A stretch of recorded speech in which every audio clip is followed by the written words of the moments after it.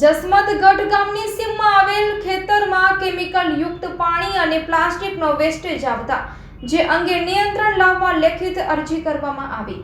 મોરબી જિલ્લામાં મોરબી તાલુકાના જસમતગઢ ગામની સીમમાં આવેલ ખેતરના માલિક પ્રાણજી વનભાઈ કાલરિયાએ તેના ખેતરમાં બાજુની ફેક્ટરી દ્વારા કેમિકલ યુક્ત પાણી અને પ્લાસ્ટિકનો વેસ્ટેજ ખેતરમાં ફેલાવે છે, જે પ્રદૂષણથી ખેતી બંજર બની ગઈ છે અને કોઈ વાવેતર કરેલો પાક ઉગતો નથી।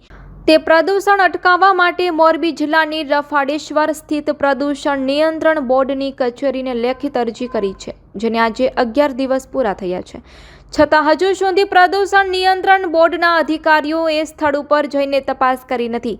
ત્યારે હાલ વરસાદી માહોલ હોય, વરસાદ પડે તો આ કેમિકલ યુક્ત પાણી ધોવાઈ જાય અને પુરાવાનો નાશ થાય તેવી રાહ જોઈને તો તંત્ર બેઠું તો નથી ને, તેનો સવાલ પ્રદૂષણનો ભોગ બનનાર લોકોને ઉઠવા પામ્યો છે। આ બાબતે વાત કરીએ તો જીવાપર ગામે રહેતા ખેડૂત પ્રાણજીવન નાનજીભાઈ કાલરિયાની જમીનમાં જસમતગઢ ગામની સીમમાં આવેલી છે।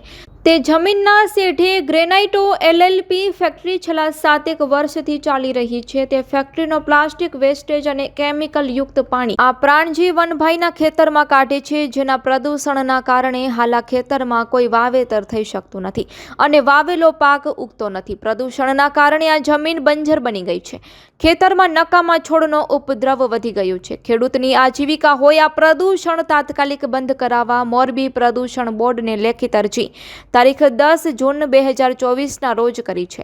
આ લખાય છે ત્યાં સુધીમાં પ્રદૂષણ નિયંત્રણ બોર્ડના કોઈ અધિકારી કે કર્મચારીએ આ સ્થળની મુલાકાત લીધી નથી।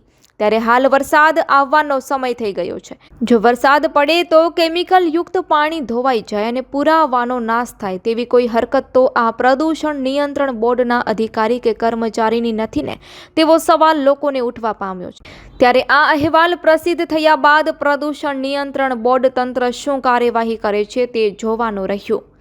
Report by Shrikant Patel, Morbi.